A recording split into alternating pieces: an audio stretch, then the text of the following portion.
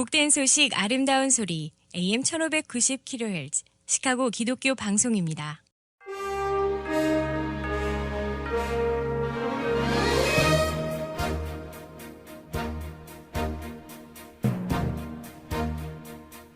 청취자 여러분 안녕하십니까? 12월 23일 금요일 KCBS 헤드라인 뉴스입니다.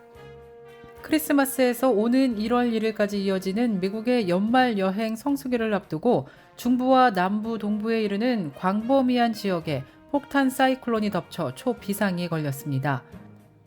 바이든 대통령이 지난 22일 모든 미국인들이 크리스마스의 정신을 살려 종교와 정파와 상관없이 화합하자고 강조했습니다. 푸틴 러시아 대통령이 지난 22일 외교를 통한 조기 종전을 희망한다는 원론적인 입장을 재확인했습니다. 다만 어제 발언은 젤렌스키 우크라이나 대통령이 미국을 방문해 2조 원이 넘는 군사 지원을 추가로 확보한 다음날 나와 관심을 받고 있습니다. 미국에서 월드컵, 올림픽 등에 나서는 남녀 대표 선수들에게 동등한 국제 대회 수당을 보장하는 법안이 상원에 이어서 하원도 통과해 법제화를 눈앞에 두고 있습니다. 코로나19와 독감 그리고 호흡기 세포 융합 바이러스까지 트리플데믹 현상이 나타나면서 약국 진열대에서 약을 찾기가 어려워졌습니다. 이 프로그램은 나눔의 기쁨을 함께하는 기독의료상조회가 함께합니다. 첫 소식입니다. 크리스마스에서 오는 1월 1일까지 이어지는 미국의 연말 여행 성수기를 앞두고 중부와 남부 동부에 이르는 광범위한 지역에 폭탄 사이클론이 덮쳐 초비상이 걸렸습니다. 1억 명 이상이 대이동에 나설 것으로 예상되는 가운데 비행편이 무더기 취소되고 철도와 도로교통이 큰 차질이 빚어지고 있습니다. 지난 22일 AP통신에 따르면 북극의 찬 기류와 습한 공기가 만나 생성되는 저기압성 폭풍인 폭탄 사이클론이 많은 양의 눈과 차가운 강풍을 동반하고 올해 크리스마스 주말을 몇십 년 만에 최악의 연휴로 만들 것으로 내다봤습니다. 10년에 한 번 올까 말까한 겨울 폭풍이 중서부에서 동부로 이동하면서 주말까지 약 1억 3,500만 명이 사는 지역에 광범위한 영향을 미칠 것이라고 기상청은 전망했습니다. 이로 인해 몬태나주의 일부 산악지방은 이날 기온이 최저 영하 46도로 급강하하고 캐나다 북서부에서는 영하 53도를 찍는 지역도 나왔습니다. 덴버는 어제 오전 32년 만에 최저 기온이 영하 31도를 찍었고 시카고는 어젯밤 영하 21도로 기온이 뚝 떨어졌습니다. 아이오와주 디모이는 체감 기온이 영하 38도로 떨어졌습니다. 이번 한파는 멕시코만까지 영향을 미쳐 텍사스주 달라스는 어젯밤 기온이 영하 12도까지 떨어졌습니다. 한편 시카고에서는 어제 하루 동안 최대 18cm의 눈이 내리고 뉴욕주 북서부 버팔로에는 최대 90cm의 기록적인 눈이 쌓였습니다.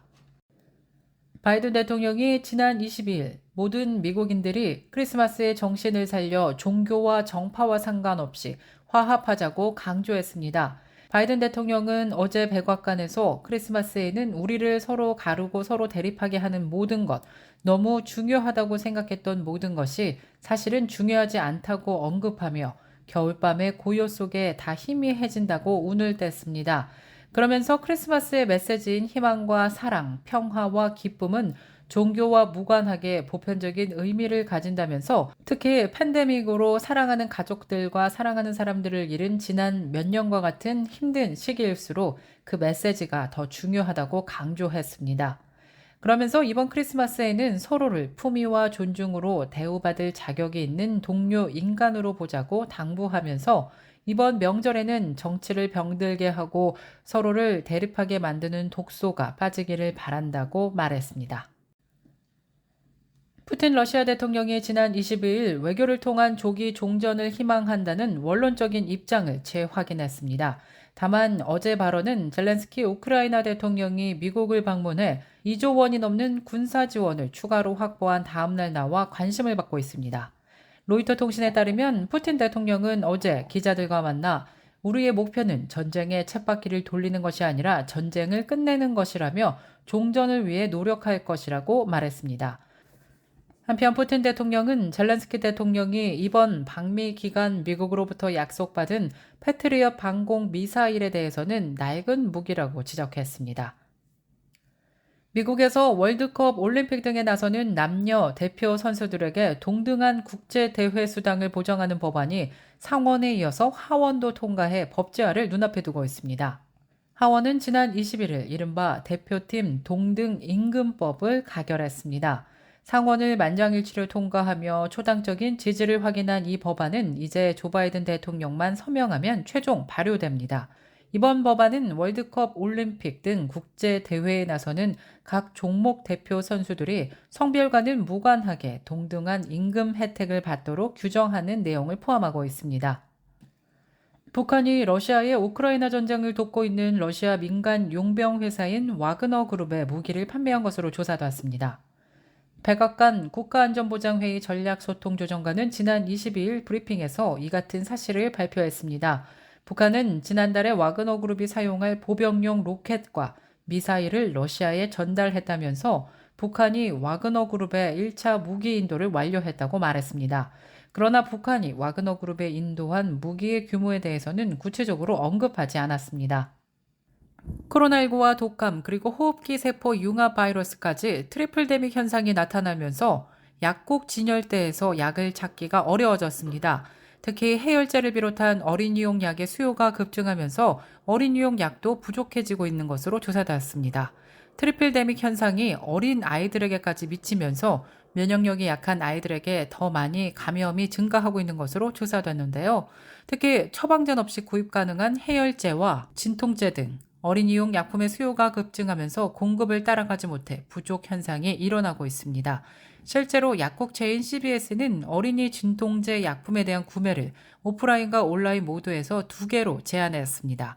월그린도 해열제와 진통제 등 어린이 약품 온라인 구매 제한을 1인당 6개로 규정했습니다.